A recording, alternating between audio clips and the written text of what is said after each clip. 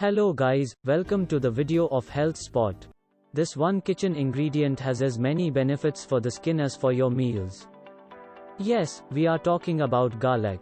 Your grandmother and mother must have told you about the benefits of garlic for the skin. Well, it's all true.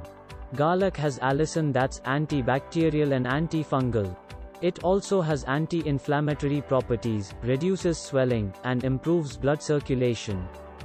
Now that you are giving your skin a much-needed TLC during quarantine, it's time to try these 2 garlic hacks to soothe your skin. Number 1. Anti-aging. Premature aging is one problem that many women deal with.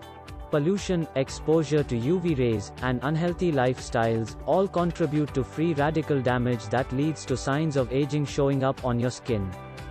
Believe it or not, but the many benefits of garlic include delaying the signs of aging effectively. Consuming just 1 clove of garlic on an empty stomach in the morning with honey and lemon water can be quite beneficial for the health of your skin. Number 2. Acne. The antiseptic and antibacterial properties of garlic make it an excellent ingredient for treating acne and pimples.